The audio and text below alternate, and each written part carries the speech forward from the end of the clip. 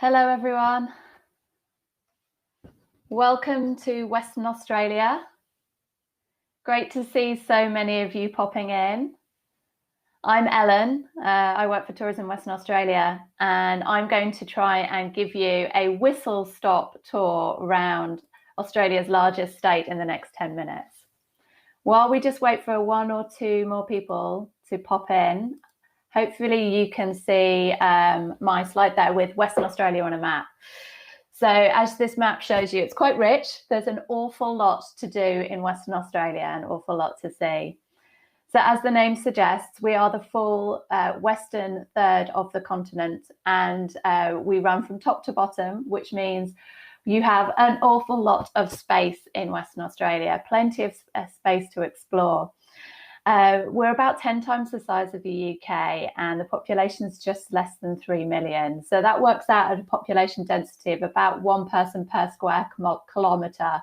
So it's definitely the place to immerse yourself in nature and wildlife. Space is also a good way to think of Western Australia, because some of our landscapes are incredibly otherworldly. Whether you're looking at the Bungle range up in the Kimberley with its incredible striped sandstone, or the lunar landscapes of the Pinnacles, or our bright pink bubblegum pink lakes that we get in a couple of places around the state, you're going to see nature and wildlife here, which you won't see in other parts of the world. So as I say, it's really a great place for nature and wildlife. There's about 70% of Australia's incredible wildlife you can see here, but we're also one of the best places in the world to interact with whales, wild dolphins, and with whale sharks. It's also incredibly accessible. So despite all this space and room to roam and great wide open road trips, Western Australia is the closest gateway to closest part to the UK, and Perth is the closest gateway.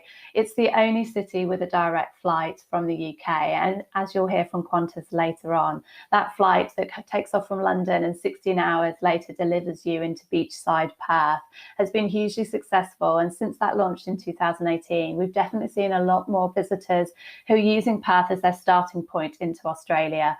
They're soaking up all the sunshine in the sunniest city in Australia, and getting a taste of the alfresco lifestyle, exploring the surrounds before then perhaps combining it with the East Coast. As you can see on this map, we've got a little hand-drawn train there. That's the Indian Pacific. So that's just one of the many ways that you can combine Perth with East Coast Australia.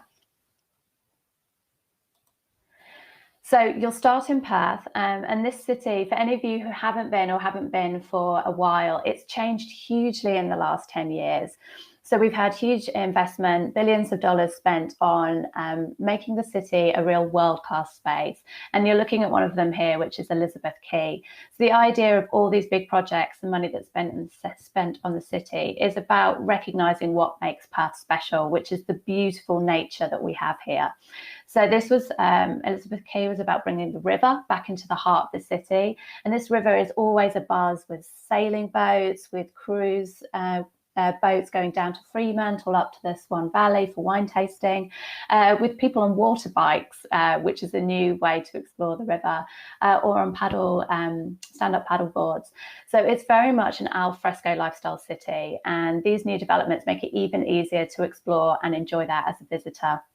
You can see on the right-hand side, the two towers, that's the Ritz Carlton, which is just one of the 49 different hotels we've had built or redeveloped in the city in the last 9 years. So a huge amount of choice, and that choice has brought a very competitive pricing structure to Perth too. So you get really good value hotel rooms, and the new hotels really make the most of this beautiful climate we have here. So Ritz Carlton, it's alfresco pools and bars, and great views out onto the river. Of course, in Perth, you have to go to Kings Park. That's just to the left of the picture you can see here. So it's the largest inner city park in the world, incredible botanic gardens, but also wild bushland right in the heart of the city. You need to get out on the river and go up to the Swan Valley to do some wine tasting. And of course, go and enjoy one of those 19 city beaches that we have with amazing Indian Ocean sunsets. But you also get 2 cities for the price of 1. There's Fremantle too, and while Perth has got a lot of new development and these sparkling spaces, Fremantle is a bit more of an arty sister who has great convict history and maritime history, the birthplace of craft brewing in Australia, and a really different vibe to explore. But you can't send anyone to Perth and not get them over to Rottnest Island. It's actually, we're going to make that illegal because it is such a gem and you have to get people over there. It's got 63 amazing beaches, and most people that go to Rottnest, they hire a bike because it's a car-free island, and they cycle around from bay to bay trying to choose their favourite, which is an impossible task. But you'll also get to meet this lovely chap, the Minnie Marsupial, the quokka, that you only get in Western Australia. And they are tiny, but they have these giant grins that have made them hugely popular. And we did a study with Leeds University recently, which actually scientifically proved looking at pictures of these little guys will reduce your stress levels by up to 50%. So do Google them later. It is time well spent. It has traditionally been a day trip destination, but it's also, there's some really great accommodation that's now been developed as well, some glamping, and also a 5-star resort which recently opened last year. So it gives you an option for the clients to have a bit more time to stay over and explore more. The southwest, so just 3 hours south of Perth, you'll get down to Margaret River, which is our most famous destination down here. It's famous for its wine. There's 200 vineyards in the area. And even Kylie has just produced a wine in partnership with one of our winemakers, Howard Park, down there. And there's really incredible production going on. It's all small scale vineyards, but the terroir is the same as Bordeaux. So imagine world-beating Chardonnays and Cabernet Sauvignons, but with so much Australian passion in the delivery. So you can get behind the scenes and do wine tours and have a go at making your own blend. You can enjoy fine dining restaurants overlooking the vines, but there's also vineyards with surfing museums, because that's the other thing this area is famous for, and art galleries. So there's a real range, and it's all very open and welcoming. Margaret River is also really famous for its amazing beaches, and the White Elephant would be one of my tips to get clients down to enjoy watching the surfers do their thing there while you enjoy some really great food and coffee. It's also really famous for its caves. So some time to get underneath the skin of the destination and explore those caves. There's a really great Aboriginal tour as well that you can do there. As well as the towering forests. And in fact, the Valley of the Giants treetop walk just south of Margaret River is really quite amazing. It's proper nature humbling us. You would probably need at least, I would say, 4 days to go from Perth south into Margaret River and explore some of these areas that I've spoken to you about. But if you have a little bit longer and you can go a bit further, there's also the beautiful Great Southern. So that's Albany in Denmark. Again, beautiful vineyard producing areas, some really great national parks and coastal walks to explore. And there's new accommodation coming in around here. So there's some great new properties coming in Albany, which should be up next year. We've also got a lot of development around Busselton, which is back further up past Margaret River. So that's got new flights that are going to be linking Margaret River with Melbourne. So as I was saying earlier, a really great way to combine Western Australia with, say, East Coast and Melbourne. Just mention very briefly this amazing development at the end of the Busselton Jetty. I'll have to talk about it more in the questions later because we won't have time to go into it now, but it's shaped like a whale because this whole area has 30,000 whales swimming through it every year on their migration routes. So as I was saying, if you have a bit longer, so about 7 to 10 days, then I'd really recommend the southwest edge. This will take in from Perth all the way down to Margaret River, the Valley of the Giants, the wineries and coastal walks around Denmark and Albany, and then take you across to Esperance in the Golden Outback. And this is where it's really famous for Lucky Bay, where you get the kangaroos who come down and sunbathe on the beaches there. And you can see from this picture, the white sands all around Esperance is just stunning. This picture is of one of our pink lakes. This is on Lake Hillier, and there's a new helicopter tour that will take you from Esperance and fly you over this island and take you down to explore. And this is what I was saying about the nature is just so stunning. It's real pinch me experiences when you're in Western Australia. I'm going to fly you now back north of Perth up to Coral Coast. So this starts from the Pinnacles, if you've heard of those, the lunar landscape just north of Perth, and goes all the way up to Ningaloo Reef, one of our absolute gems. If you take the Coral Coast Highway, which is a drive which you'd need, again, I'd say 7 days minimum, but really 10 days is the best. And you can drive up and you get 2 World Heritage listed sites on this trip. You get Shark Bay, which is famous for monkey mire dolphins, which come into the beach every day. There's incredible Aboriginal tours. There's a chap called Capes here in Monkey Mire who does really great tours, kayaking and into the bush. And it's got some of the most outstanding nature you'll see. There's Shell Beach and the stromatolites, which is the oldest living organism in the world here in Shark Bay.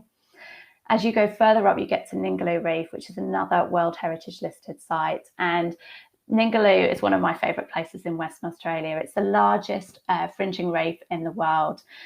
Just metres from the sands, you will be swimming over stunning coral.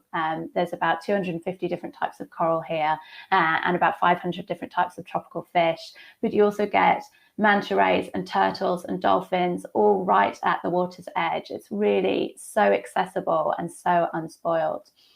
If you go on a boat trip and go to the outer reef, then that's when you get to meet the whale sharks and our other ocean giants. So this is a picture of the whale shark here. It's one of the most reliable places for seeing whale sharks in the world, and there's really stringent conditions around interacting with them. So you're only allowed to get so close, and there's only 10 people allowed in the water at any time. So it's really well managed to make sure that we aren't influencing animal behaviour. And from every tour that's run, a portion of that fee goes towards whale shark research, because these are dinosaurs of the deep. Very little is known about these creatures, and marine biologists from around the world come to Western Australia to study them here. So my tip would be, if you've got 11 days, get your clients to do the Coral Coast Highway. It's a really incredible road trip. And there's one-way fees now that mean you can do a fly drive.